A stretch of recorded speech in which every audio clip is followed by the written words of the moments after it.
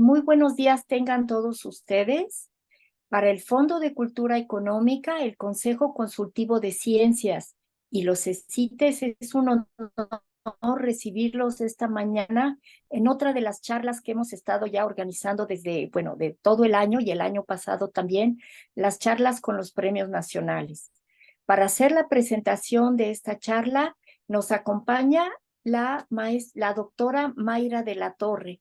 Mayra es ingeniera bioquímica con maestría y doctorado en ciencias, especialidad en microbiología, y fue la primera mujer en recibir el Premio Nacional de Ciencias y Artes por su trayectoria y aportaciones en ingeniería, y ha sido la premiada más joven en recibir esta distinción en 1988. Voy a dejar a Mayra de la Torre para que presente a nuestro invitado de hoy. Muchas gracias. Y bueno, si se llega a encontrar por aquí Alejandro Samuel Colín, pues le damos también la bienvenida. Él es coordinador nacional de los 1,164 planteles del Colegio de Estudios Científicos y Tecnológicos. Bienvenidos a todos. Mayra, adelante.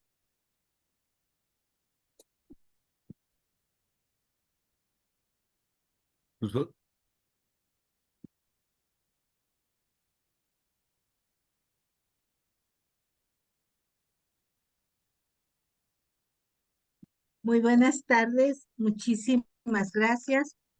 Los saludo desde el Palacio de Gobierno del Estado de Hidalgo.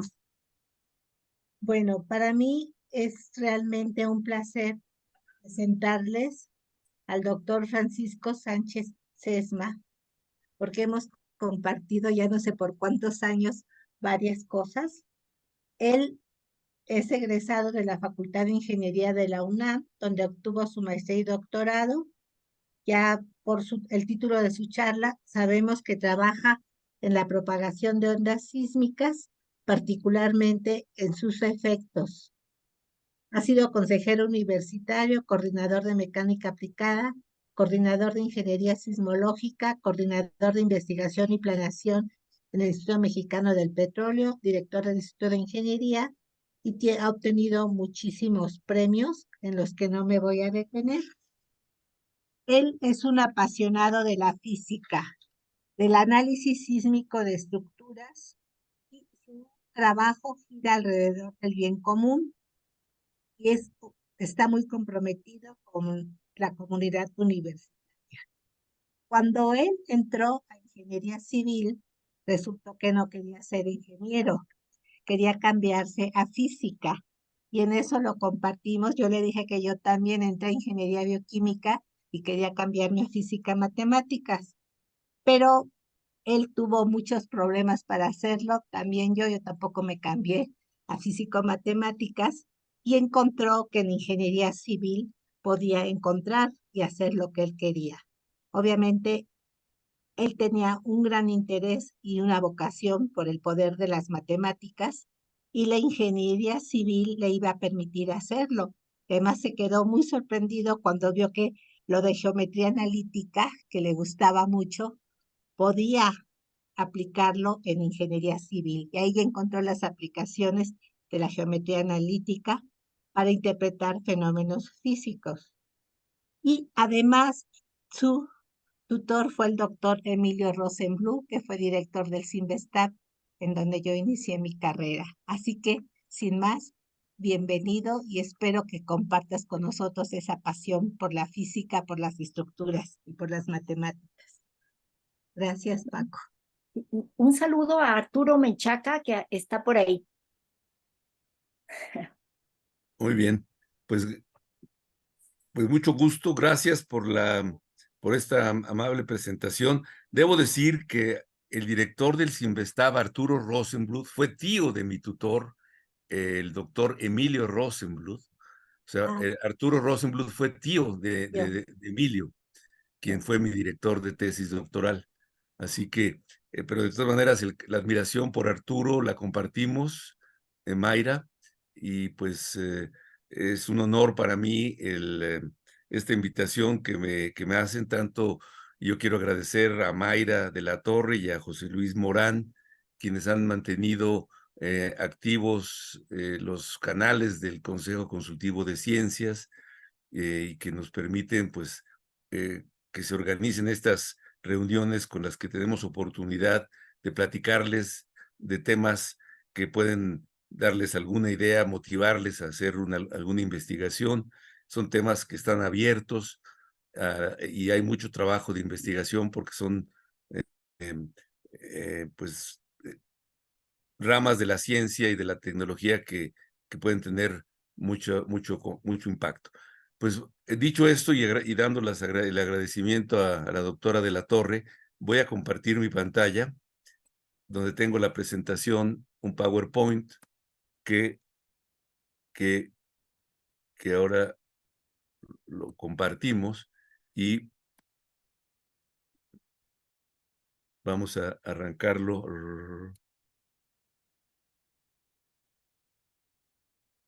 Ahí lo echamos a andar y espero que se vea bien.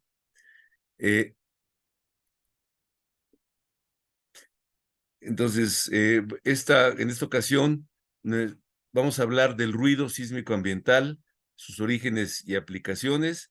Como ya se dijo, soy investigador del Instituto de Ingeniería de la UNAM y pues sí, esto es organizado por el Consejo Consultivo de Ciencias, liderados en esta ocasión por Mayra, la Coordinación de Estudios Científicos y Tecnológicos y el Fondo de Cultura Económica que nos apoya en la logística y con un gran afecto por todo el trabajo que ahí se hace. Así que el ruido sísmico ambiental, ¿qué es eso?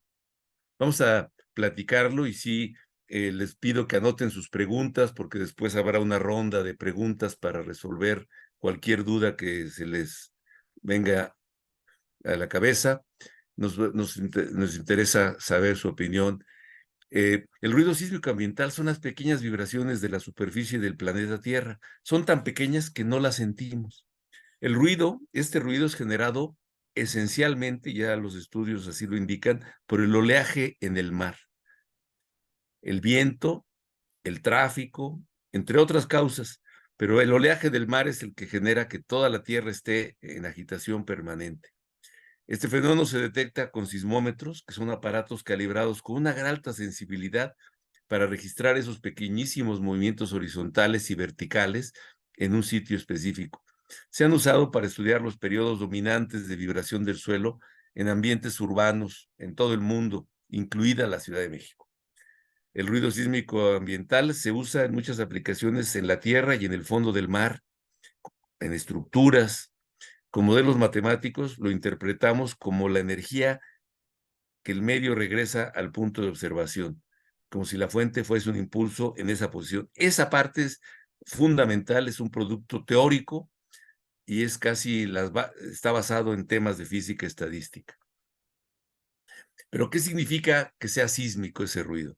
Bueno, pues tiene que ver con el movimiento de la Tierra, con los temblores de la Tierra o los sismos. Así que por eso tiene interés, porque está ligado con esto.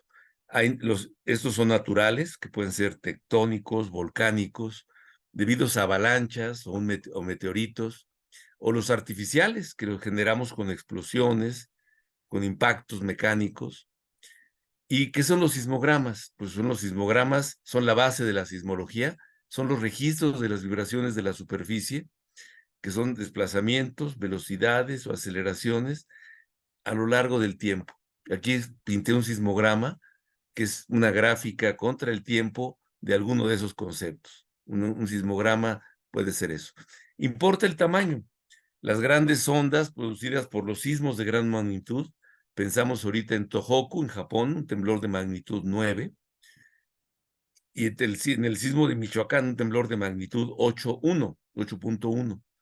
Son temblores muy diferentes, pero para darles una idea del tamaño, el de Tohoku tuvo una longitud de ruptura de 800 kilómetros y un ancho de 200 kilómetros. El desplazamiento máximo en Tohoku fueron 50 metros en la falla. Y el cambio, el de Michoacán, su longitud fue de 200 kilómetros, 270 kilómetros de ancho, y el desplazamiento máximo fue de 5 metros en la falla. Son temblores, ese número de 8 a 9, ya se dan cuenta, es una enormidad. y son del orden de 30 veces el tamaño de la energía. Y las ondas pequeñas son el ruido sísmico que no sentimos. Le llamamos también tremores. Pero veamos un ejemplo de un sismo, nada más un sismo del 19 de septiembre del 22, un sismo de subducción en la zona de Guerrero, y estamos viendo los registros en la Ciudad de México, uno en Tacubaya y es en otro sitio en la zona del lago. Nótese que estamos midiendo aceleraciones en centímetros por segundo al cuadrado contra tiempo. Aquí estamos dando, no grafiqué, se perdí la escala de tiempo, pero son del orden de más de un par de minutos. Y ustedes ven, en rojo están los verticales, en verde el componente norte y en azul el componente este. La máxima aceleración fue de 5 gales, 5 centímetros por segundo al cuadrado. Es una fracción pequeñita de la aceleración de la gravedad. Pero, y si vemos en un sitio de la zona del lago, vean que la escala vertical ahora es de 25 gales. Quiere decir que la máxima aceleración fue del orden de 25 a 26, casi 30 gales. Y eso ya es una parte importante. Acuérdense que la aceleración de la gravedad son 981 gales. Es la aceleración que la Tierra está ejerciendo permanentemente, atrayéndonos hacia el interior del planeta. Así que, y en estas gráficas, los espectros de respuestas son gráficas que los ingenieros usamos para estimar la amplificación que una estructura sufre en cada sismo. Y vemos que la diferencia en terreno firme, en Tacubaya, tenemos una amplificación de 60 espectral en un periodo de un segundo más o menos, de 20 gales, mientras que en ese sitio de terreno firme la amplificación es de 200 gales en algo así como en 2 segundos. Vemos que el caso de los terremotos, pues es importantísimo, y aquí estamos viendo un caso de efectos de sitio. Pero quiero compararlo con una medición, con una tecnología nueva, la tecnología de sensores acústicos distribuidos que se hace con fibra óptica. Y aquí está el temblor, el mismo temblor registrado a lo largo de la línea del metro que va de Universidad a Indios Verdes y Politécnico. Y vemos que los registros al principio, antes del temblor, lo que están viendo esas rayitas son las vibraciones del metro, de las corridas del metro a lo largo desde Ciudad Universitaria hasta el Politécnico, y se ve que cuando llega el temblor, pues primero pues, se generan movimientos.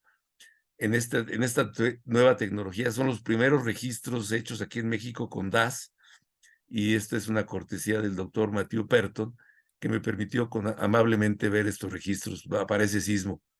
Aquí se registra solamente un componente de deformación a lo largo de la fibra óptica, pero se registra en muchos puntos, son miles de registros, y entonces ese es el interés de esta nueva tecnología. Estos datos que está estudiando el doctor Perton nos permitirán entender muchos detalles, muchos aspectos. Incluso se ve la gran duración en algunas estaciones a lo largo del metro de la Ciudad de México. Pero veamos qué nos da el ruido sísmico ambiental, cómo se produce. Dijimos que es por el oleaje del mar.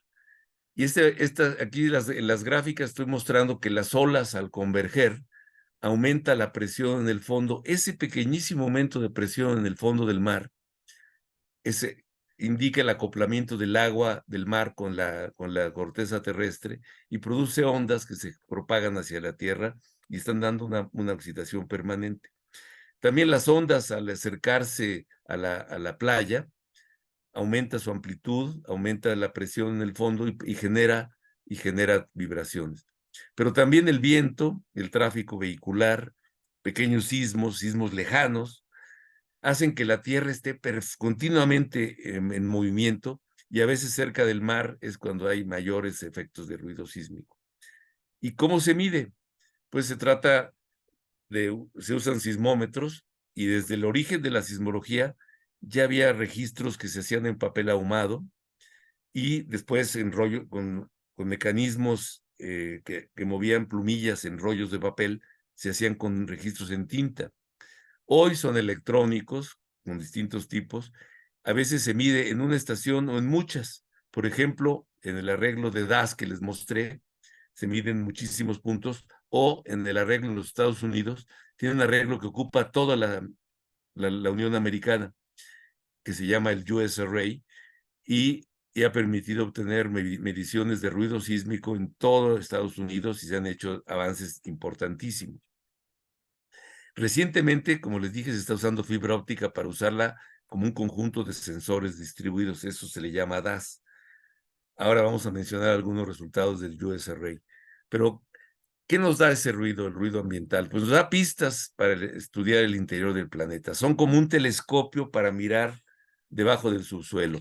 Es como viajar al centro de la Tierra. En general, los sismos eso lo permiten, pero el ruido sísmico lo permite de manera, pues, sin costos, sin hacer explosiones o sin esperar a que tiemble. Así que esta idea se la volé a Celeste Labetz del MIT, pero el ruido nos permite conocer la estructura de la Tierra, imaginar su historia, los peligros que hay en el planeta. Ya hoy vemos que aquí está pintado el mar, la zona de subducción como en Acapulco. Además, ahí están los volcanes. Y hoy sabemos que además, pues, la corteza terrestre está en acción y la atmósfera, al contacto con el agua caliente del mar, pues puede producir que una tormenta tropical se haga un huracán, como ya lo vimos con Otis. Por cierto, los gemelos Otis, en la novela de Oscar Wilde, atormentan al fantasma de Canterville un 19 de septiembre. Es una condición, una curiosa coincidencia. En esa novela de Oscar Wilde, el fantasma de Canterville es torturado por los hermanos Otis. Ese es un detalle curioso. Bueno, aquí está, en esta gráfica, se muestran a la derecha una cosa que registró, unos registros que hizo Kanai, Kazuaki Kanai, creo que se apellida ese nombre, pero es en 1932. Los hicieron en papel ahumado y ahí se ve lo que era un segundo, esa marquita que está indicada es de un segundo. Y esos registros eran en distintos sitios, registrando el ruido ambiental en Tokio. Ya se dieron cuenta que existía. Los japoneses miden temblores también desde finales del siglo XIX. Ya empezaron a medir temblores y obviamente usando tecnología alemana para medir sismos lejanos, pero ellos hicieron sus propios aparatos para medir el ruido sísmico. Entonces, las ideas de ruido han sido originadas fundamentalmente en Japón. Ahí se ve el ruido sísmico en distintos sitios de Tokio y se ve que en lugares de terreno firme las vibraciones son más alta frecuencia, se mueve más rápidamente el suelo y a medida que nos vamos a sitios más blandos las ondas son más largas. El sismo de abajo son aceleraciones de un sismo en México que que estudió Michelle Campillo de una estación del Servicio Sismológico Nacional. Y se ve que al principio, antes del sismo, hay un poquito hay vibraciones debido al ruido. Cuando llega el sismo se amplificó nada más para ver qué pasaba y vemos que al final está la coda. La gráfica de arriba tiene un análisis de la energía que se puede calcular con este sismo. Al principio es muy grande y decae rápidamente, como indica la gráfica, y aquí está en esta caricatura que está la fuente en rojo, está el receptor con un triángulo azul, y se ve que al principio pues las ondas llegan directas, se les llama ondas balísticas, o llegan de uno o dos rebotes al principio. Y a medida que pasa el tiempo, las ondas van llegando con distintas trayectorias. Y conforme el tiempo es más y más grande, las ondas llegan de todos lados. Es decir, llegan y por la heterogeneidad de la litosfera van llegando ondas de todos lados. Por eso decimos que la coda de los sismos, cola no es otra cosa que cola en latín, la colita de los sismos trae vibraciones que vienen de todos lados. Eso, y como la gráfica con la que decae la energía se parece a la gráfica de un proceso difusivo, como la difusión de un contaminante o la sal en el agua o la difusión de un perfume, se dice que es un campo difuso. Las teorías que se han elaborado al principio, los pocos rebotes, han sido estudiadas por Aki, por ejemplo, y a medida que el tiempo pasa, esas teorías han sido desarrolladas en astronomía, en astrofísica, la teoría de la transferencia irradiativa. Quien las ha estudiado es Michel Campillo, y en los años 50 del siglo pasado, aquí lo estudió en un método que se hizo muy famoso, el método SPAC. Pero esto nos permite decir que ligado a la propagación de ondas está la difracción múltiple por la litosfera, que hace que la coda y el ruido podamos considerarlo que son un campo difuso. Pero un campo difuso conocido para fijar ideas es este. Estoy mostrando el sol y un objeto iluminado por el sol. En un día soleado, la iluminación no es difusa, hay una sombra muy intensa, aunque en las orillas del objeto de la sombra se puede ver, si ustedes se ponen muy curiosos a ver el borde de la sombra de un objeto, ahí hay difracción.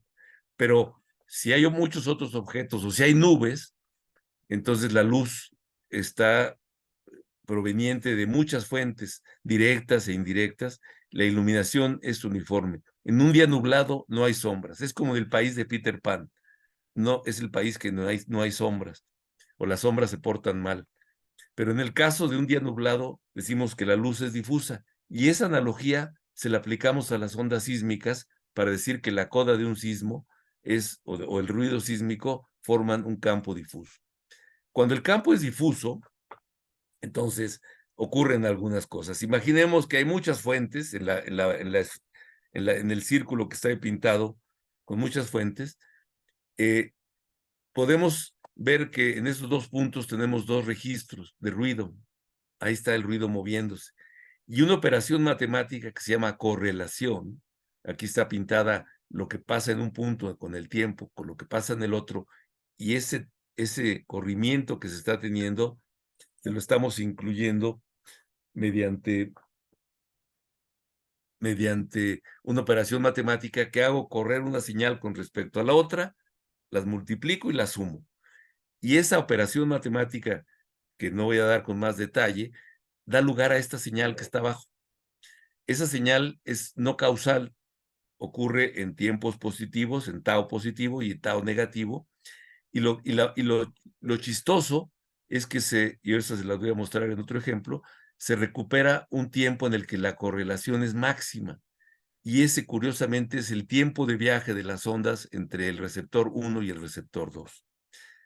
En esta idea que está pintada a partir de un texto de Richard Weaver, quien propuso el concepto de los campos difusos en 1982, él en su artículo cuenta que si tenemos el ruido en un detector y en otro, y les aplicamos esa operación que les hablé de correlación, se detecta que en la señal que sale, esto ocurre en un tiempo que es el tiempo de viaje entre las dos señales.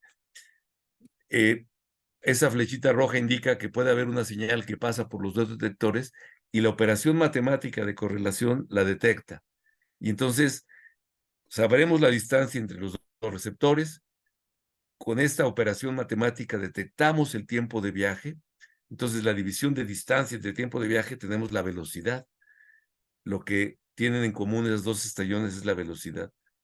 Y además de la velocidad de propagación, se pueden calcular muchas otras cosas que matemáticamente han sido muy divertidas, pero no nos alcanza el tiempo de verlas ahora. Pero quiere decir que además de la velocidad, se detecta la respuesta impulsiva del medio como si una estación fuese la fuente de otra. Aquí, por ejemplo, poniendo un arreglo de muchas estaciones y haciendo la correlación de todas con respecto a una, la más alejada a la izquierda, por ejemplo, se ve que aparece una señal que está en todas las estaciones y que va viajando. Y eso estaba en el ruido. Eso es una operación matemática que permite estudiar la velocidad de propagación de las ondas en la Tierra. Y permite hacer lo que cuando se registra un temblor, pues podemos estudiar cómo es el interior de la Tierra, porque sabemos que dada una fuente, la corteza, una falla, se va a registrar en distintos puntos del planeta y vamos a tener trayectorias, y son curvas porque la Tierra es heterogénea. Entonces la onda va viajando y se propaga a lo largo de trayectorias curvas. Ahí está el manto y la corteza rígida, el manto, el manto y el núcleo sólido y el manto que es líquido. Entonces, el estudio de las ondas sísmicas ha permitido el avance de la sismología y fue Inge Lehmann, una sismóloga muy famosa, quien detectó que el núcleo de la Tierra era sólido, el núcleo interior de la Tierra, porque si bien en el manto no se propagan las ondas de corte porque es fluido, en el núcleo sólido sí se propagan las ondas S. Así que esta gráfica que saqué de internet permite estudiar el interior de la Tierra. Y el ruido también permite hacerlo porque permite construir fuentes virtuales de ondas sísmicas. Por ejemplo, el doctor Fan Chi Li, un colega chino, quien estudió unos datos de California, estudiando el ruido, sesiones de todas las, detectó ondas que se generan como si ahí hubiera una fuente virtual. Quiere decir que la interferometría sísmica, el concepto de campos difusos, permite construir fuentes virtuales y permite hacer sismología con ruido, haciendo la operación matemática de recuperar el tiempo de viaje, se pueden hacer estas imágenes con ruido. Así que esto ha florecido pues desde el inicio del siglo XXI, yo diría, con los trabajos de Weaver y de muchos otros colegas. Un ejemplo reciente de un experimento en Long Beach, en California, se pusieron 5,000 geófonos o sensores como el que el señor que está ahí hincado está poniendo en el suelo. Se pusieron a distancias de unas decenas de metros, 5,000 sensores, ahí están pintados en blanco, y procesando los datos con el método de Fan Chi Lin, publicaron en el 2013 los resultados de procesar el ruido. Y ahí están las gráficas que ustedes están viendo, se están repitiendo, cómo las correlaciones permiten recuperar fuentes virtuales con respecto, como si hubiera una fuente en ese arreglo. Es un ejemplo usando geófonos de tipo industrial, y ahí se ve cómo que funciona de maravilla. Es cuestión de poner geófonos y aplicar computación matemática para tener fuentes virtuales. Por eso hay mucho interés en esta técnica de usar el ruido para simular fuentes virtuales sin el peligro de la fuente o de la explosión. Y con esta fuente, pues pudieron hacer en este arreglo que les muestro en California, se procesa el ruido y se detectan fallas, detectaron las velocidades de propagación con la profundidad en estas secciones A, B y C que están pintadas ahí. Se pudo detectar con solamente el análisis del ruido, tener idea de las consistencias de los materiales en profundidad, llegando hasta casi 1 kilómetro de profundidad. El arreglo tiene del orden de poquito menos de 1 kilómetro, y hay ahí 5,000 sensores. Este es un experimento muy, muy famoso. Y también se pueden usar para estudiar las vibraciones de los edificios, el registro del ruido que se registra en el sismograma, haciendo las correlaciones con respecto a la estación en la parte superior. Se pueden detectar las ondas que suben y bajan en un temblor. Pero esto es el ruido, y se puede estudiar cuál es la respuesta del edificio en un temblor real. Estos son resultados de Nakata, un colega japonés, y de Roel Schneider, un colega holandés que está en los Estados Unidos. Pero también nuestro colega Nakata, estudiando las correlaciones de registros en un pozo cerca en Japón, cerca de Tohoku, estudió mucho. Cada gráfica que están viendo ahí corresponde a un temblor, al procesamiento matemático de las ondas en un temblor. Y en todas se ve pues que tiembla, y pues en la distancia, esto detecta la distancia de propagación entre el sensor enterrado a 200 metros y un sensor en superficie. Se ve que para muchos sismos es casi, no hay cambios, pero la traza que está en rojo, esa traza en magenta, esa corresponde al temblor de Tohoku. Esa pequeña diferencia les hizo ver a Nakata que para ese gran temblor el suelo se ablandó un poquito, su velocidad de propagación disminuyó. y se ve que unos días antes del temblor las velocidades también cambiaron un poco. Quiere decir que el ruido permite, si se estudia de manera sistemática, permite detectar cambios en el interior de la Tierra.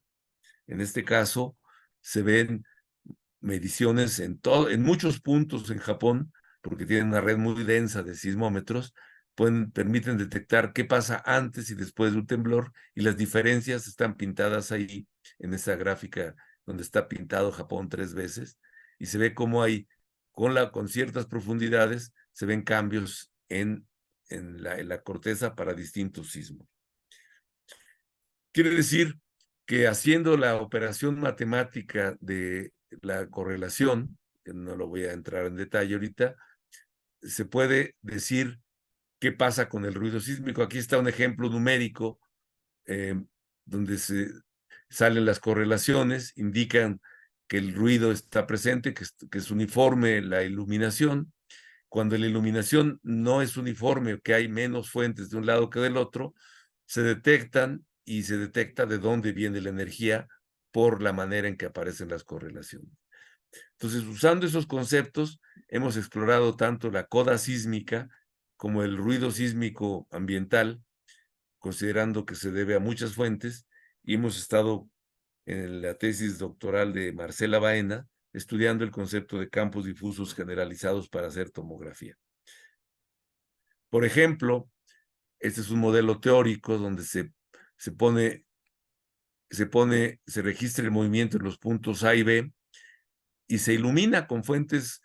Estamos simulando el ruido, iluminando con muchas fuentes, y entonces calculamos la respuesta impulsiva entre los puntos A y B, y para nuestra sorpresa se obtienen resultados equivalentes, considerando estas gráficas son la respuesta sintética entre los puntos A y B, y vemos que el ruido sísmico sintético nos produce resultados semejantes a calcular la respuesta de veras. Incluso hicimos un experimento con iluminación parcial, nada más viendo qué pasa si nada más iluminamos un lado, y para nuestra sorpresa también recuperamos esa respuesta impulsiva que nos permite hacer muchas inferencias sobre el sistema. Estas son partes de la tesis de Marcela, y se ve cómo se recupera la respuesta impulsiva usando distintas estrategias. El cálculo exacto, usando ruido isótropo o con muchos difractores. Y se ven las curvas de dispersión, que es cómo varía la velocidad de propagación con la frecuencia. Es decir, al aumentar la rapidez de las oscilaciones, la velocidad cambia, y eso es una herramienta muy importante en sismología para entender la propagación de ondas en la Tierra. Bueno, aquí están algunos otros resultados y se ve cómo son las correlaciones de manera sintética, cómo permite detectar tanto la velocidad, y si esto se hace para muchas frecuencias, se obtienen las curvas que están ahí mostradas abajo. Esto es parte de esa tesis. Pero algunos conceptos básicos de ondas, porque ahorita les quiero mostrar algunos resultados, para que vean que estas gráficas no son para atormentarlos, a los que son estudiantes, sino son muy útiles. En una onda muy sencilla, aquí estoy graficando la función seno con 2pi por t entre t. Esos son los argumentos de esa función. Y se ve que el periodo es la distancia entre los picos, y se está repitiendo, es una función periódica. Aquí la señal es A por el seno, A es la amplitud, algunos le llaman la semiamplitud, y en algunos textos le llaman la amplitud entre pico y pico, sería el doble de esto. El tiempo que corre en la horizontal. El tema de la longitud de onda es la velocidad de propagación por el periodo. A veces vemos una estación que dice que están transmitiendo a 100 kilohertz o a 100 megahertz, pues son 100 megahertz, son 10 millones de ciclos por segundo. Eso es un periodo muy pequeñito, pero multiplicado por la velocidad de la luz, pues nos va a dar la longitud de onda de esa estación. Tenemos entonces que la frecuencia es 1 entre t, mayúscula, que es el periodo, y se mide en hertz, en ciclos por segundo. A veces también lo medimos en radianes por segundo y una circunferencia completa, un círculo completo se cubre en 2 pi radianes. Entonces es la frecuencia circular en radianes por segundo. Y vemos que cuando vemos señales armónicas, al superponer aquí, esta tiene amplitudes de 10 y 8 con frecuencias de 2 Hz y de 10 Hz. Vean que 10 Hz es mucho más rápida la oscilación. Y Hertz es un apellido, por eso nosotros decimos aquí que 1 Hertz y 2 Hertz, no hay que agregarles, es una unidad que ya es singular y plural. En España o en Italia le castellanizan los nombres, entonces se hablan de hercios y de hercio para poder las unidades. De manera que aquí estamos sumando dos ondas con frecuencias diferentes y amplitudes diferentes, y el resultado es una onda con estas oscilaciones. Si calculamos su espectro, esto va a tener un piquito en 2 Hz y el otro va a tener un piquito en 8 Hz, más chiquito. Si la sumamos, nos van a aparecer 2 piquitos en el espectro de Fourier. Un ejemplo de cómo señales muy sencillas al sumarse nos van a dar un pulso así mucho más concentrado. Es un ejemplo que estoy sumando 10 o 20, hay varias señales, todas armónicas, pero coinciden en que su amplitud es muy grande en el tiempo cero. Es un ejemplo de composición de una serie de funciones armónicas que me va a dar un pulso muy concentrado. Por eso, las señales las analizamos en tiempo y frecuencia, y en tiempo puede ser un sismograma muy complicado, y lo podemos descomponer para fines matemáticos, sumando ondas de distintas frecuencias. Aquí estoy mostrando 3 ondas, 3 frecuencias, pero tienen muchas más, puede haber miles de frecuencias, más o menos, se van haciendo más o menos rápido con distintas amplitudes, y vemos que estamos trabajando una misma señal en el dominio del tiempo y la podemos transformar a la frecuencia. Para los que les gusten las matemáticas, esto se hace con la transformada de Fourier.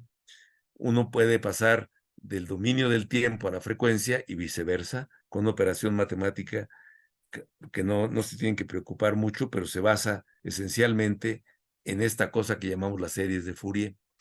Aquí vemos la señal en el tiempo, que es una señal como estos cuadritos, es una serie de cuadros que matemáticamente le puse el mismo color, está representado por una serie de Fourier, y esa se puede ver como la suma de series en frecuencias discretas, cada vez más rápida, con amplitudes más chiquitas cada vez, de más alta frecuencia, y aunque está un poquito difusa la imagen, podemos ver que es la suma de frecuencias discretas como las que se indican en esa expresión.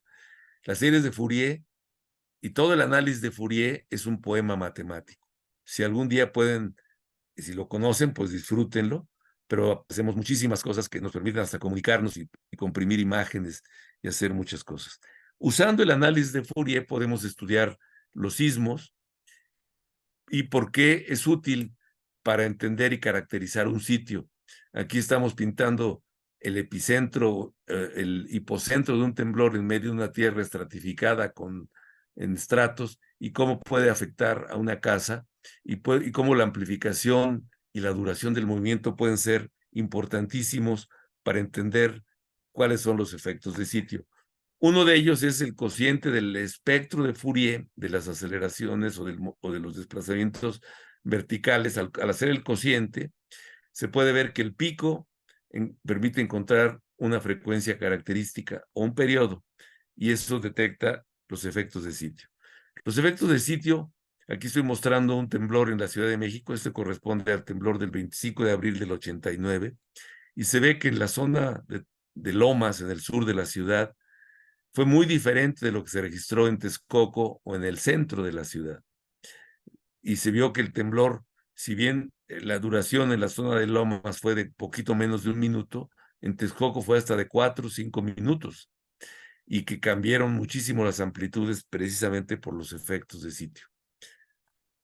Sabemos que los efectos de sitio pueden dar lugar a casos catastróficos. Aquí vemos el caso del temblor de 85,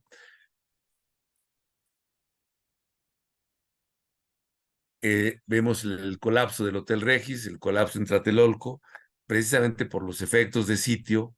Se ve la gran amplificación que puede surgir, que puede generar un terremoto que está a casi 400 kilómetros, a 300 y casi 400 kilómetros de la Ciudad de México.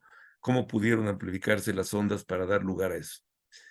Pero aprovechando el ruido sísmico que tiene amplitudes muy pequeñitas, podemos tratar el ruido, estimar la energía, tomando ventanitas de pedazos de ruido, calcular la energía y ligarlo con la respuesta impulsiva que podemos calcular matemáticamente, y podemos interpretar el ruido sísmico que medimos en sitios de la ciudad para obtener la frecuencia dominante, y como está ligado con la función de Green, que es la respuesta impulsiva del sistema, nos abre la puerta para explicar las propiedades del subsuelo. Aquí hay un ejemplo que hicimos un experimento en Texcoco, en donde medimos el ruido y calculamos esta curva que está aquí, es el cociente espectral H entre B contra la frecuencia, y vimos estos picos y cómo se apachurran estas componentes, aparecen muy planas.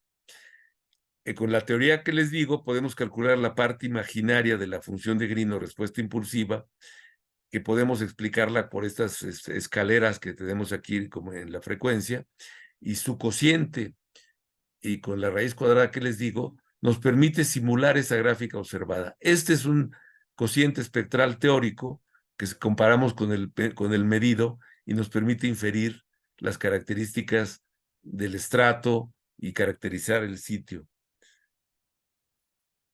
Por eso el ruido sísmico ambiental, voy a hacer las conclusiones, se genera por el oleaje, por el océano y otras fuentes como el tráfico o el viento, y debido a la difracción múltiple, pues, de las heterogeneidades, el ruido adquiere propiedades difusivas. Califican para esto el ruido sísmico ambiental y la coda de los sismos. Me faltó ahí la palabra coda. El promedio de la correlación cruzada se puede relacionar con la función de Green, que es maravillosa, pero no nos alcanza el tiempo de verla, o también se le llama la respuesta impulsiva del sistema. Eso abre la puerta para hacer tomografía, para estudiar las propiedades del interior de la Tierra, en el caso del subsuelo, y entonces podemos hacer el promedio de autocorrelaciones de datos de campo y estimar las densidades de energía direccional con las que se puede calcular H entre B. La teoría permite expresar este cociente usando la función de Green. Así se relacionan mediciones de campo con las propiedades del sistema vibratorio y que permite estimar las propiedades del subsuelo. Esto ha tenido muchísimas aplicaciones. El procesado numérico permite mejorar las características difusivas. Así, el cociente espectral H entre B puede usarse para caracterizar sitios y calcular la respuesta sísmica en sitios de sismos postulados para construir escenarios. Un reto importante es el cálculo rápido de la función de Green en sistemas complejos. Yo creo que por ahí el tema es apasionante, podría hablarles mucho más tiempo, pero creo que con esto les doy una idea, les doy muchas gracias por su atención y estaría en la posibilidad de contestar las dudas que se pudieran haber generado por esto.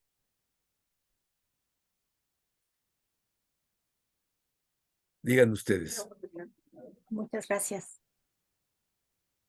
Muchas gracias, doctor. Pues Antonio o Mayra. Y bueno, recordarles que pueden escribir sus preguntas a través del chat de Zoom. Nosotros le daremos lectura para que el doctor los pueda responder. Y también nos pueden escribir a través de los comentarios en Facebook Live si tienen alguna duda. Y bueno, las escuelas que están presentes, pues podemos abrirles el micrófono si es que tienen una pregunta, pues les abrimos el micrófono para que se la puedan decir al doctor directamente. Yo les quería preguntar a Antonio, las escuelas que están en grupo, ¿nos podrían decir quiénes son esas escuelas, en qué lugar están y cuántos alumnos hay en el salón, por favor. Y si puedes también enumerar un poco, Antonio, a todos los que, bueno, no todos, pero varios de los que nos acompañan. Tuvimos 157, 158 por Zoom y según yo, Adri, como 88 y fluctuaba en Facebook. Ajá, Entonces, 94 más o menos. 94 en Facebook. Entonces, pues sí, agradecemos a todos los CECITES presentes, Chimalhuacán, Ciudad Juárez, Huejutla, Santiago de Anaya, Coacalco y varios más que nos han acompañado. Pero sí es importante saber cuáles son los planteles que están presentes y cuántos alumnos hay. Adelante, Y Antonio. bueno, ya nos mandan saludos de CECITE Valle de Allende en Chihuahua, CECITE San Isidro y menciona un compañero acá que se llama Félix, dice una gran charla, muchas gracias. También si tienen preguntas nos pueden decir las preguntas aquí en el mismo chat, les repito. Del plantel Tulancingo, de Nicolás Romero, de Oaxaca, de Pozotlán. Están, bueno, doctor, los CECITES están por todo el país, entonces tenemos chicos conectados de todas partes. De Catepec, del estado de Hidalgo. Pues es cobertura nacional. Esto es un gran honor. Aguascalientes. Muy bien, pues ahora el ruido sísmico está en todo el país y se puede usar en muchos lados. Claro, hay que poner aparatos de alta precisión para medir el ruido y a veces una media hora, una hora, a veces varias horas de ruido es necesario para sacar mucha información y hacer correlaciones y apilarla. Así que en todo el país el ruido sísmico puede servir para caracterizar el subsuelo, no tanto para predecir lo que pasa en los sismos, sino para entender cómo está la configuración del subsuelo. Puede usarse para buscar recursos en la exploración y para varios temas de ingeniería. Además, nos está acompañando un ingeniero muy famoso, el doctor Luis Esteva Maraboto, que fue director del Instituto de Ingeniería, nos acompaña también en esta charla. Luis, bienvenido. Si pones tus sonidos, te va a escuchar. A los que no lo conozcan, el doctor Luis Esteva es uno de los fundadores de la ingeniería sísmica en México. Luis, bienvenido. Muchas Bueno, gracias. pues muchas gracias en realidad no soy uno de los fundadores, me tocó vivir en una época en la ingeniería civil que era muy importante. Pues yo pasé por el temblor del 57, el temblor de 85 y los siguientes, ¿no?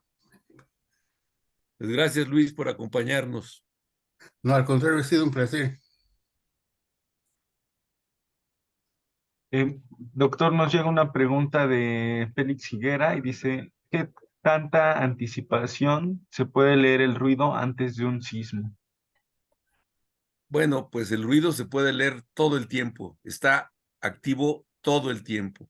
A veces tenemos la suerte de empezar a registrar el ruido y ¡zas! Llega el temblor, como el caso de el registro que estaba haciendo el doctor Perton, estaba registrando el ruido y ocurrió el temblor del 19 de septiembre de 1922, el año pasado. Pero el ruido pues puede medirse antes, durante y después del sismo, pero para eso tendría que tener los equipos que funcionen de manera continua, que estén prendidos todo el tiempo para registrar el ruido. Y eso así ocurre. Muchas estaciones del Servicio Sismológico Nacional están registrando en continuación. Entonces, es cuestión de que estén prendidos los aparatos todo el tiempo para registrar el ruido antes y después del sismo, o incluso durante el sismo, si el equipo tiene la resolución suficiente. Muy bien, doctor.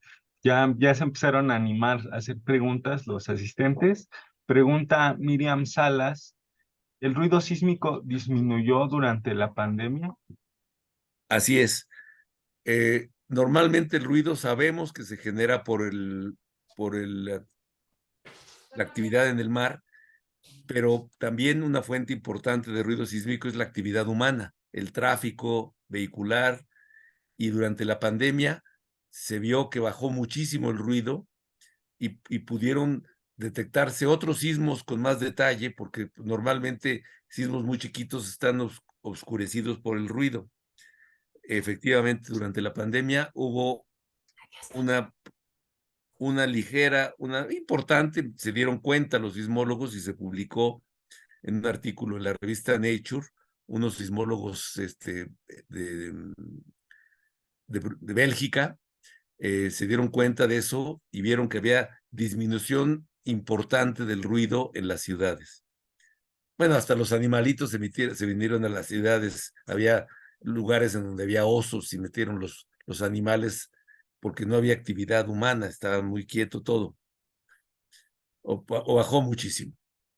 Sí, sí, sí. Pues sí está relacionado con el tránsito humano. Esta pregunta Raúl Julián, doctor. ¿Esta información está ligada, bueno, la de toda la charla, o se toma en cuenta para los arquitectos constructores en la prevención de edificios caídos en los temblores? Así es. El ruido permite hacer zonificación sísmica, permite estimar de manera aproximada cuáles serían las amplificaciones que se podrían tener en un temblor, porque el ruido es muy débil y en los temblores ocurren otras cosas. Hay fenómenos no lineales, hay fenómenos de mayor amplificación, pero por eso, de una manera económica, se pueden hacer perfiles de ruido sísmico y construir atlas de peligro, atlas eventualmente que van a permitir estimar el riesgo sísmico usando las técnicas que desarrolló el doctor Esteva, por cierto.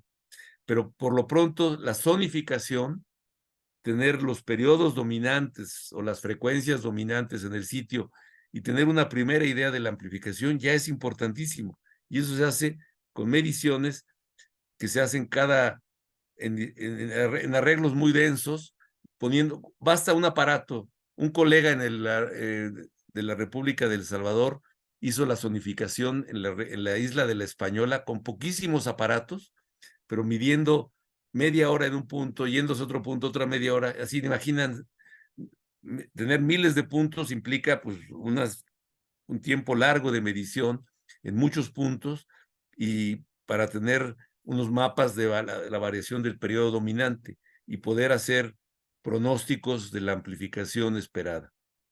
Es decir, a partir de eso se pueden hacer estimaciones de los lugares que pueden experimentar mayores amplificaciones y se pueden tomar medidas preventivas. Ok, Así que el ruido doctor. sísmico sirve para eso. Sí, que creo que esta respuesta responde un poco la pregunta de otro asistente que dice, ¿cómo podemos prepararnos para esta situación? Y Bueno, sería justamente por medio de pues las mediciones, ¿no? las mediciones dan una idea de las amplificaciones. Eso no impide estudiar temblores reales para poder estimar la estadística de la magnitud con respecto al tiempo, estudiar también las leyes de atenuación, que son la variación con la distancia de las intensidades sísmicas, y tener la estadística el tiempo de retorno esperado de un sismo, porque siempre, de que se va a estar repitiendo, porque la Tierra es un planeta vivo, que vamos a tener actividad en las placas tectónicas, pero esto permitiría complementar los estudios de sismología y de ingeniería sísmica para tener una mejor, pues, estimación de los efectos locales, de las amplificaciones que puede sufrir el movimiento. En suelo blando sabemos que ciertas estructuras van a tener más vulnerabilidad que otras, precisamente porque están cerca de las frecuencias que se amplifican, que van a tener mayor. Y esas se amplifican por muchísimas causas, porque el suelo blando atrapa la energía, porque la topografía del basamento implica la concentración de la energía. Y todo esto lo podemos estimar con estudios cuidadosos de ruido, cuidadosos y juiciosos de ruido para dar lugar a predicciones y estimaciones del movimiento.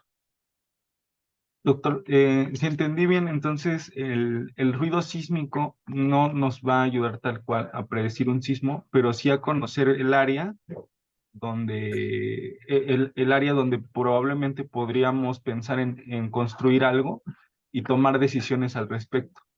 Así es. El ruido sísmico nos permite inferir condiciones que pueden presentarse en el futuro, porque el ruido sísmico refleja con sus limitaciones, pero nos da una especie de pronóstico, porque el ruido sísmico es permanente, permanente. En la noche es un poquito más bajo, en el día es más activo por el tráfico, pero el ruido está siendo generado por la actividad del océano de manera continua, continua. Siempre hay ruido. Y eso es una fuente, o sea, usarlo adecuadamente puede ser importantísimo para caracterizar el medio, para conocerlo. Ahí yo les puedo decir la tesis doctoral de José Piña. Él estudió, es un método para interpretar las propiedades de suelo en profundidad. Sabiendo las propiedades de suelo en profundidad, podemos calcular la amplificación sísmica en un terremoto real. Así que el ruido sirve para conocer mejor el entorno. Y entonces podemos calcular, estimar la amplificación en sismos en el futuro. Una vez que tengamos una medida de la sismicidad, podemos construir escenarios y tomar medidas preventivas. Muy bien, doctor. Tenemos un par de preguntas de Facebook, entonces mi compañera Adriana le dará lectura a estas dudas. Gracias, Antonio. Pues doctor, muchas gracias. También agradecemos a todos los que se conectaron a través de Facebook, que nos siguen. Son los CECITES, como ya vio, de toda la República, de Santepec, Xicotepec, Tulancingo, Puebla, Magdalena, Tecamachalco, Huejotzinco, Atocpan, Mestitlán. Entonces agradecemos, digo, seguramente me faltaron, pero agradecemos a todos los que se conectaron. Y hay dos preguntas, doctor. La Adelante. primera es de José Luis y dice, el doctor Obando del Instituto de la UNAM nos ha comentado que es insuficiente, los instrumentos que capturan las vibraciones sísmicas. ¿Considera también que hacen falta instrumentos, más instrumentos? Sí, las redes pues han crecido y tenemos una instrumentación amplia en el país, pero obviamente nos hacen falta tener más estaciones de registro para tener una cobertura mayor de los efectos de los sismos.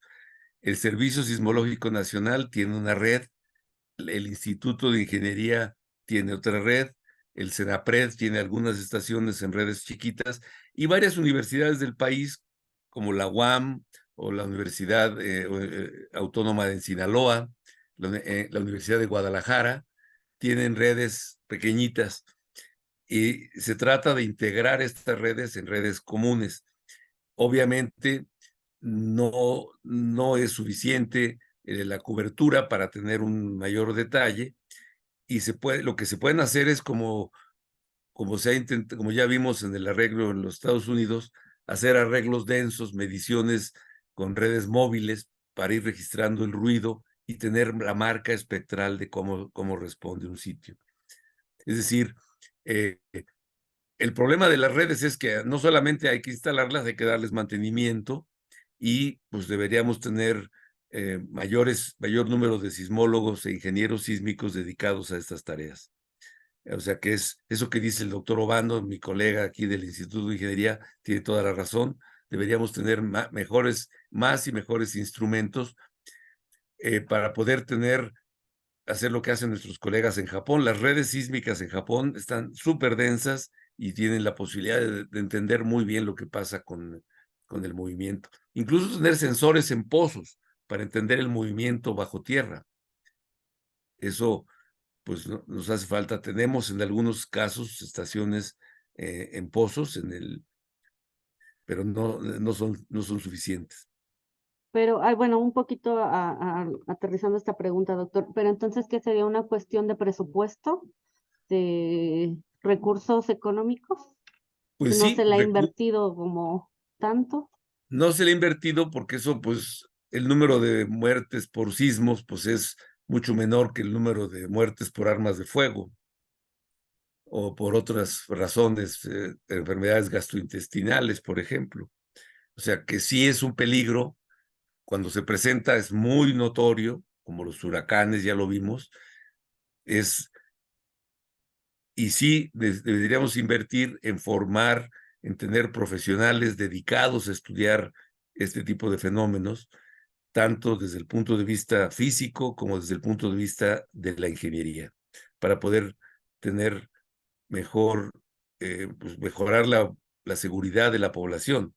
Siempre tenemos el peligro de que en un sismo grande, pues haya efectos que no hayan sido previstos, aunque hasta ahora, gracias a las medidas que se han hecho, a lo que hemos aprendido, podemos decir que por ejemplo, ciudades grandes como México, como Guadalajara, pues tenemos una cobertura razonable, aunque no se excluye la posibilidad de que en algún momento la excitación pueda ser mucho mayor, y eso, pues, eso deberíamos tener manera de monitorear, de medir las estructuras existentes para estimar su respuesta sísmica. Recientemente, con el ruido sísmico, se ha desarrollado la idea de medir, de evaluar la salud estructural, es decir, detectar si hay fallas en la estructura que puedan ponerla en peligro y tomar medidas antes de que se dañe en un sismo, ¿no? Esa es una amenaza permanente, la de los sismos, y nuestro país ha avanzado mucho y nos hace falta, pues, tenemos algún efecto, por ejemplo, en estructuras que no se han caído, estructuras que han resistido muchos sismos. No tenemos la garantía de que van a seguir resistiendo los sismos, entonces hay que verificarlas. Podemos decir, alguna vez el doctor Emilio Rosenbluth describió que toda estructura fallará si no es demolida antes. No especificó el tiempo, y pues esa es una verdad, hasta podríamos decir que es una verdad de perogrullo. Si no le damos mantenimiento a las estructuras, pues estas van a fallar. Entonces, por eso hay que decidir cuándo es conveniente cambiarlas. Eso se aplica incluso al ser humano. Ok, doctor, muchas gracias. Pues sí, igual entonces hay que invitar a los jóvenes que nos están escuchando a estudiar ingeniería, física, para que se adentren más a esto y se realice investigación en estos temas. Y la Así segunda es. pregunta es de Rubisol Pesa y dice, con este conocimiento, ¿cómo podemos hacer alarmas en nuestros planteles para ayudar a la prevención? Es del CECITE Hidalgo. Bueno, depende.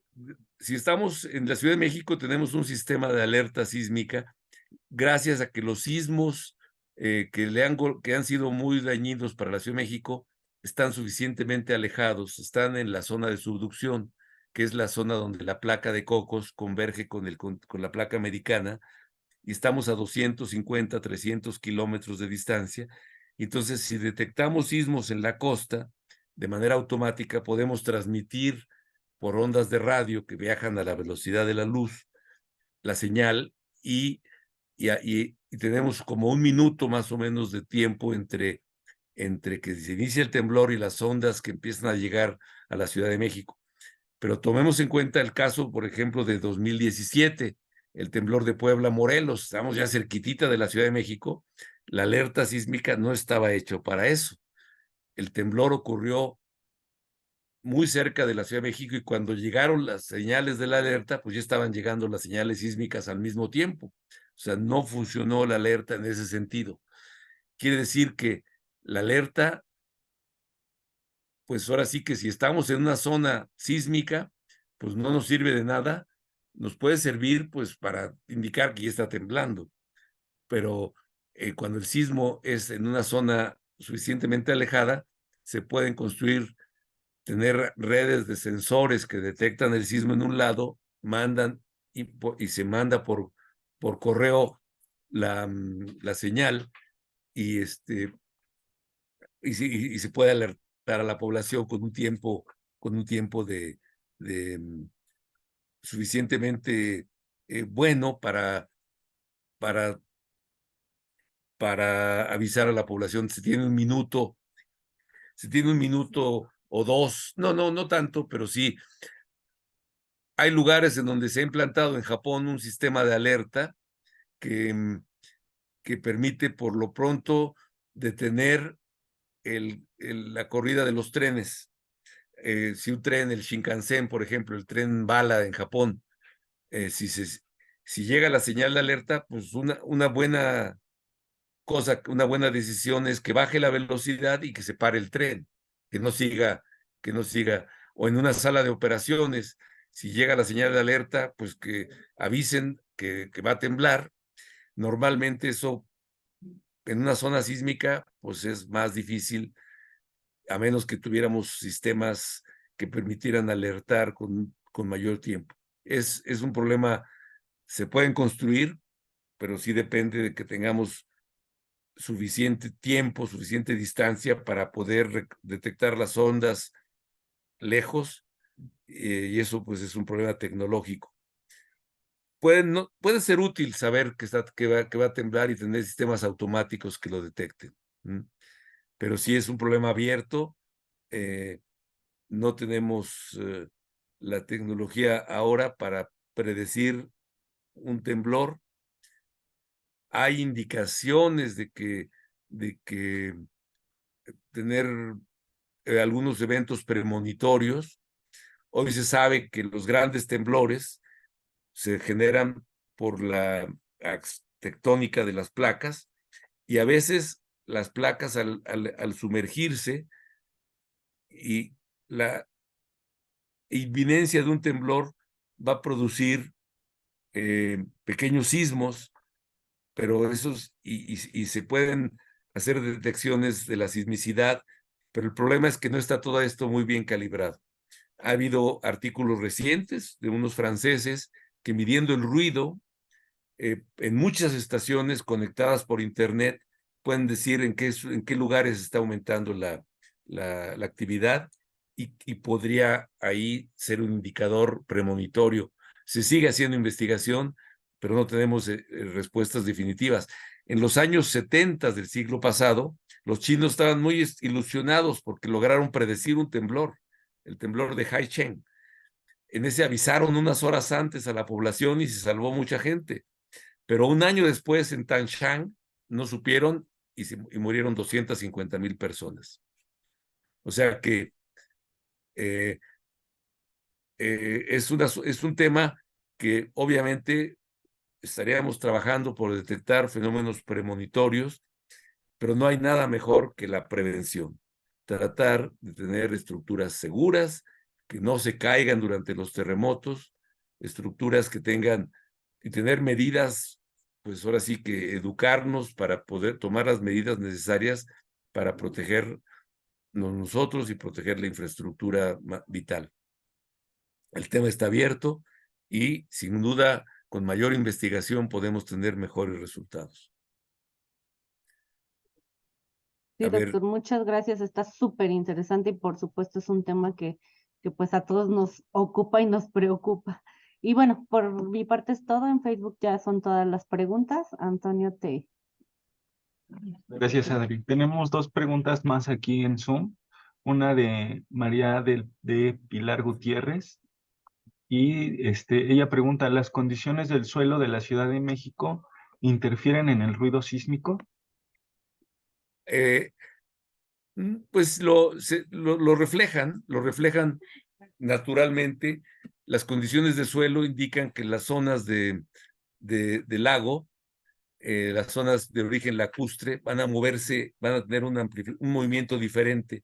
Entonces el ruido sísmico refleja esas condiciones de sitio, pero en la zona, por ejemplo, el ruido sísmico está permitiendo ahora estudiar la zona que se llama de lomas, de terreno firme, y se están encontrando sorpresas, porque se va midiendo, se puede medir cada 10, 20 metros, y a veces se encuentran diferencias significativas en las mediciones que hacemos y podemos detectar la presencia de cavernas, la presencia de lugares blandos. Entonces, el ruido sísmico refleja las condiciones de suelo que se tienen en la Ciudad de México y en algunos lugares, pues esas nos dan indicios para investigarlos más en detalle y hacer técnicas de exploración activas.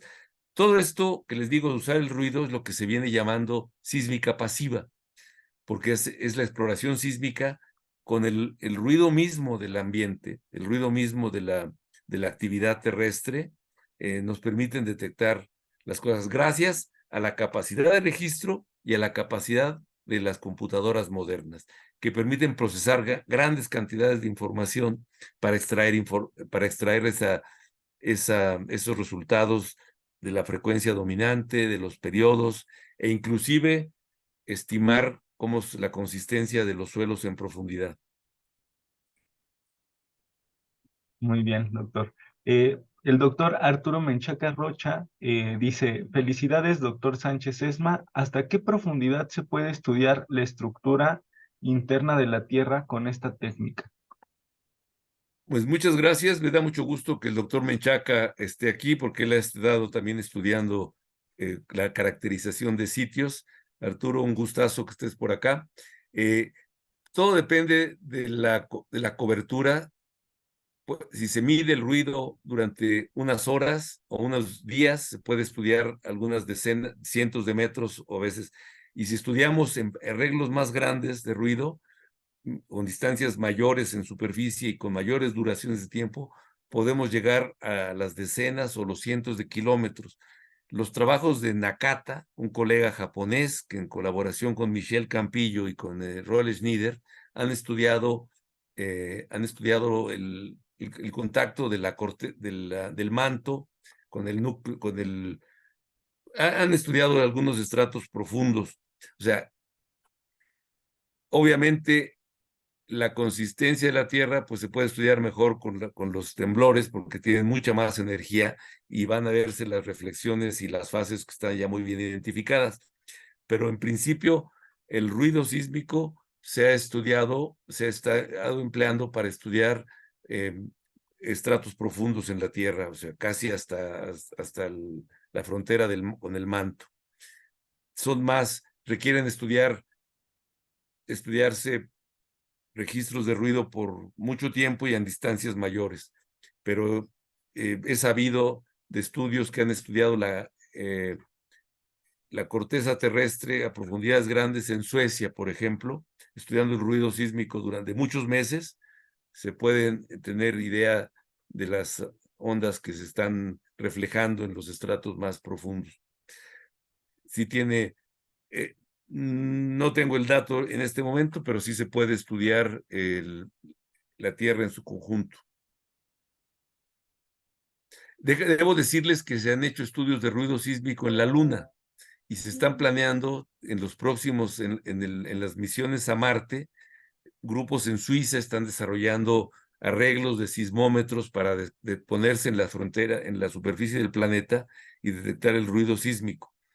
Tengo los datos de unos que se registraron de la misión Apolo 11 en la Luna. Se pusieron un arreglo de 3 estaciones y se pudo establecer el espesor de la capa de arena que está en un sitio en la Luna. O sea, se ha podido estudiar con base en el ruido sísmico en la Luna. Se sabe que es muy intenso el ruido en la Luna y ahí se ve estimulado por los enfriamientos y calentamientos que la Luna tiene, las extremas temperaturas que alcanza. Cuando está en sombra está helado, helado, helado, y cuando está iluminado por el sol puede ser muy caliente. Esto hace que el satélite esté siendo estrujado y produce moonquakes, temblores de luna. O sea y también produce mucho ruido. Y se sabe que hay que hay temblores en Marte, y las próximas misiones a Marte van a llevar y poner sismómetros. Es más, los celulares que tenemos, todos tienen integrado un sismómetro, porque tiene un pequeño pendulito de oro, pequeñísimo, que permite detectar las vibraciones en los celulares que tenemos. en el futuro tendremos la posibilidad de tener sismómetros de alta precisión por todos lados. Muy bien, doctor. Tenemos un mensaje de SCT Tetepango. Dice, saludando y agradeciendo que nos hayan compartido un tema por demás interesante y sorprendente. Por saber además que Fourier no imagino que su legado matemático fuese aplicado al estudio del ruido del fenómeno de los sismos. De parte de nuestra directora, quien les felicita y agradece, el doctor Francisco Sánchez, por su ponencia y demás personalidades participantes. También tenemos otro mensaje de Alejandra Arciniega, que dice, hola, felicidades por la plática. ¿Nos podría comentar sobre el ruido aplicado para conocer la estructura volcánica? Claro. Gracias, Ale, por tu pregunta. Es una colega aquí del Instituto de Geofísica. Las mediciones de ruido pueden hacerse para detectar la presencia de fluidos en el interior de la Tierra, la presencia de cámaras magmáticas, pero requiere en paralelo con la detección del desarrollo de técnicas numéricas para poder hacer la interpretación, para poder calcular lo que les dije que era la función de Green. La función de Green de una cámara magmática, de un objeto fluido, presenta problemas matemáticos mayores. Entonces, porque si no lo que estamos midiendo, pues nos deja sin poderlo interpretar. Tenemos que tener, el caso de los estratos planos, afortunadamente, teníamos ya teorías desarrolladas desde el siglo pasado para estudiar estratos planos, y con esas pues nos las llevamos tranquilita. Se doctoró Piña, se doctoró Marcela Baena, y en todo el mundo hicimos muchos trabajos. Pero cuando tenemos un objeto fluido de forma complicada, su marca espectral, su representación matemática es más complicada. Entonces, aunque no me lo crean, estoy trabajando en eso, pero no tengo resultados ahorita. Estoy buscando usar una tecnología basada en haces gaussianos para evitar ciertas frecuencias irregulares que complican la interpretación. Esperamos que algún estudiante que quiera trabajar en eso, porque pues, no nos damos abasto sin... Es decir, para poder interpretar los registros, necesitamos poder tener la teoría adecuada para ello. O sea, midiendo no es suficiente si no tenemos la teoría para hacer la inversión correspondiente. Por ejemplo, se puede usar en arqueometría para estudiar objetos y tenemos que reconocer que la marca espectral de un objeto es importantísimo poderla calcular antes para poder interpretar lo que medimos. Es decir, es un tema en desarrollo y pues nos da, esta pregunta nos abre la posibilidad de que de estudiar la difracción y la marca espectral de objetos como cámaras magmáticas, como objetos más rígidos o estratos fluidos, que haya trampas de fluido.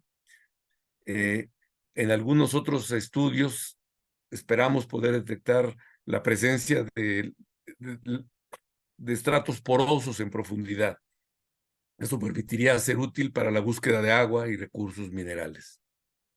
Pero sí tiene que ir avanzando, no solamente la medición, sino los desarrollos teóricos para poder interpretar los resultados. Si no, estamos como si le estuviéramos pegando a la piñata, sin tener la claridad de la interpretación que podemos hacer. En estratos planos, el triunfo ha sido innegable y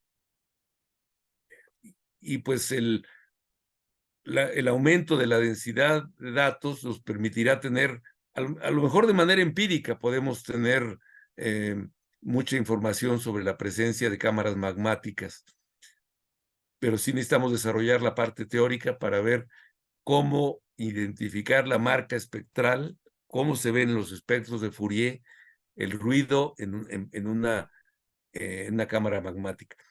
Y vimos que las mediciones que hacemos del ruido podemos ligarlas a la llamada función de Green o respuesta impulsiva del sistema.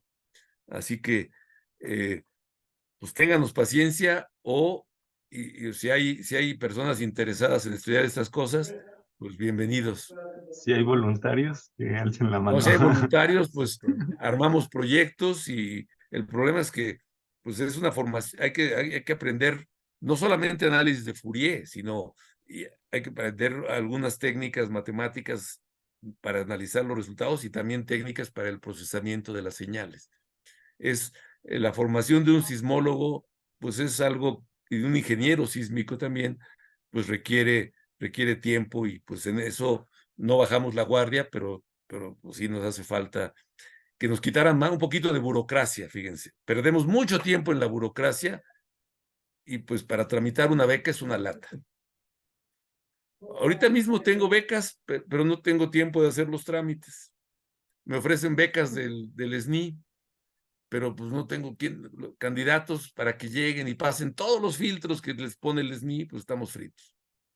Pero sí, estamos en ese tema. Gracias por la pregunta, doctora Arciniega. Doctor, y actualmente está muy en boga lo de la inteligencia artificial para el análisis de datos. ¿Sabe usted si se han aplicado este tipo de técnicas Sí, cómo en el no. estudio? Con la inteligencia artificial podríamos, lo que hace la inteligencia artificial se conoce desde hace muchas décadas, son los llamados autómatas de Boltzmann, que han venido popularizándose debido a la gran cantidad de datos y a la gran cantidad a la gran capacidad de procesamiento que se ha tenido con las computadoras modernas. De manera que esos algoritmos de detección y de procesamiento que nos permitirían hacer el analizar grandes cantidades de datos con algoritmos de procesamiento automatizado. Eso es lo que han llamado inteligencia artificial. Nos permiten trabajar hasta con texto. De hecho, hay una novela de Robert Heinlein del año 62 que habla de una computadora que es consciente de sí misma y que puede ser una de las primeras referencias en la literatura a la inteligencia artificial. Digamos que una computadora programada adecuadamente podría permitir estudiar muchos datos y detectar patrones de comportamiento y nos permitiría avanzar en ciertas cosas. Esto en los años recientes se ha desarrollado las redes neuronales para suplir lo que el ser humano no puede estar analizando los sismos. Cuando llegan más y más datos, pues hay que trabajarlos de manera automatizada y eso se hace a través de redes neuronales con algoritmos de inteligencia artificial. Obviamente hay que diseñar los algoritmos, hay que diseñar las preguntas adecuadas. Hoy en día con ChatGPT podemos hacer una carta y hacerle pequeños cambios y lo único que hace es procesar grandes cantidades de información y pues nos puede ayudar en cosas rutinarias.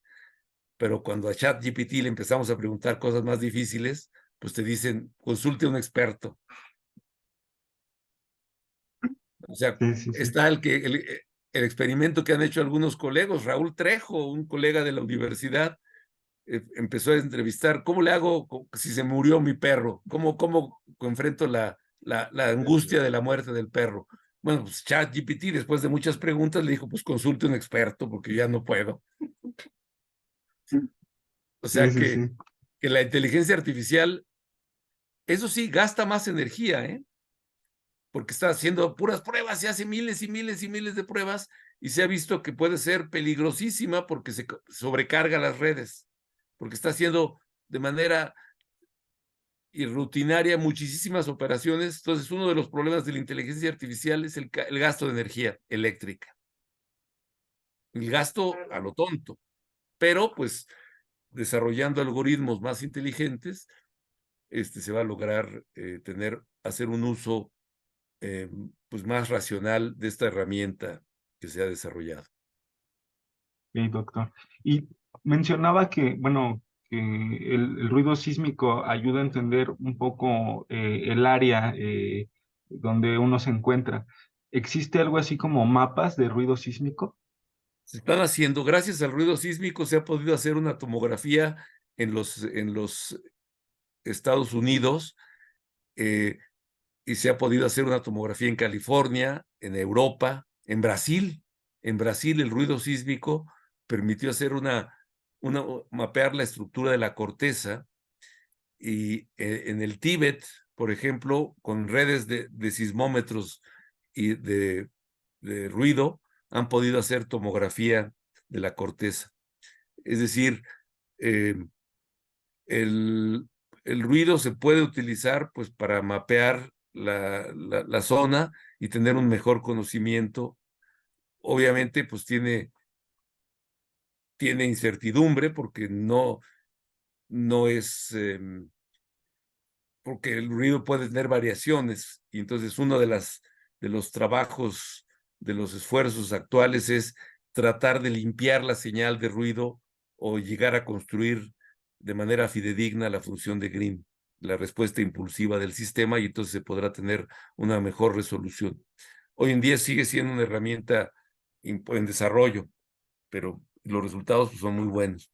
Eventualmente permitirá tener resultados más resolutivos.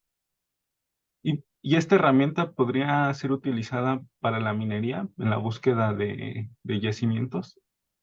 Exacto, pudiera ser detectada para pues caracterizar las variaciones de velocidad de propagación, algunas características de los túneles. Hay mediciones de ruido en Groningen, en unas minas abandonadas en los Países Bajos, en Holanda, que son minas de gas, yacimientos de gas que ya se han agotado, pero han hecho mediciones de ruido ahí adentro. Eso les ha permitido ensayar las técnicas para estimar las características del subsuelo. Y con mayores mediciones se podrían tener mejores caracterizaciones de los medios. No suple algunas técnicas, pero se usa en geofísica en complemento con otras técnicas, con métodos eléctricos, con métodos magnéticos, con métodos gravimétricos, y se pueden caracterizar mejor las estructuras. Todo esto requiere a veces instrumentación masiva que se puede hacer hoy en día con las computadoras. Una ventaja del ruido sísmico es que está presente, y entonces con pocas estaciones y con muchos estudiantes con mucha voluntad se puede medir en muchos puntos. Cuando se tienen arreglos sincronizados con tiempo absoluto, se puede hacer tomografía. Pero hoy en día estamos pensando que podemos hacer tomografía si estudiamos el ruido sísmico en muchos puntos, aunque sea de manera sencillita con una estación. Un par de estaciones es cuestión de moverlas de manera juiciosa, que registrar aquí media hora, me voy a otro punto, a 10 metros o 20 metros más, y así hago redes de medición. Así Walter se llama Espinosa, bueno, un colega de El Salvador, hizo la zonificación de una isla, la Española, con poquitas estaciones y mucha voluntad, mucha gente midiendo el ruido en muchos puntos. Aquí en la Ciudad de México, el maestro Lermo ha empujado la medición en 3,000 sitios. Entonces, los mapas de periodo sísmico en la Ciudad de México son una consecuencia de esas mediciones en estaciones, con poquitas estaciones movidas en muchos puntos. Obviamente, es una de las ciudades más densamente estudiadas en el mundo. Tenemos mucha idea de los periodos, aunque nos hace falta identificar su respuesta en otras. Muy Así bien, que doctor. con las mediciones de ruido podemos avanzar mucho en caracterizar, por lo menos tener el periodo dominante, la frecuencia o su recíproco, la frecuencia dominante.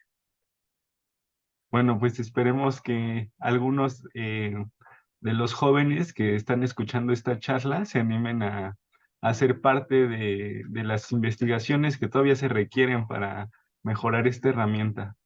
Así es. Gracias, Toño. Sí, ya no tenemos más preguntas, lo que resta son felicitaciones. saludos desde los diferentes estados de la República, de Oaxaca, de Chihuahua, del Estado de México. Y tenemos una pregunta, una última pregunta. Con Nos mucho gusto. preguntan ¿cuál es el lienzo que está usando de fondo? Pues La imagen. este lienzo que estoy usando de fondo es un boceto de Leonardo da Vinci que está en la Galería de Uffizi en Florencia y se llama La Adoración de los Reyes. Me quito tantito para que vean en este boceto de Leonardo da Vinci.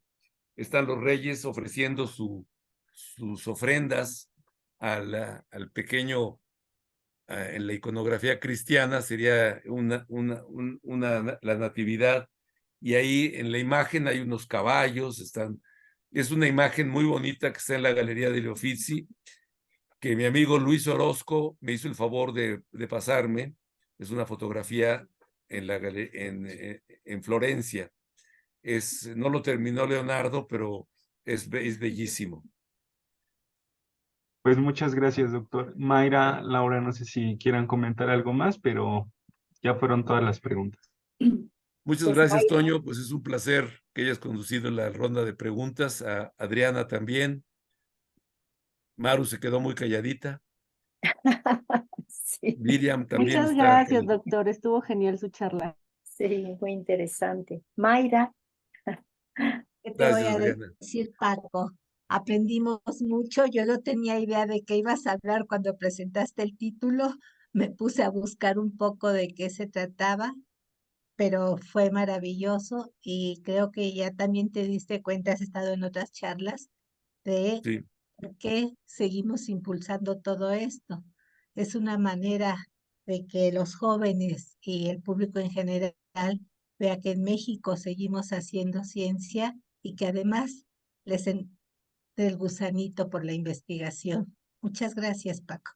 Pues muchas gracias, Mayra. Gracias, Laura. Gracias al Fondo de Cultura Económica. Transmítanle mis saludos al maestro Paco Ignacio Taibo Claro.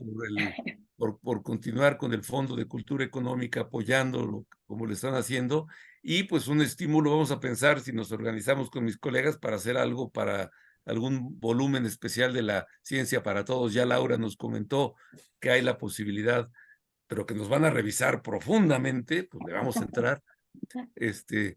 Y les agradecemos a todos ustedes su presencia y a Mayra por la promoción. Muchísimas gracias por su atención.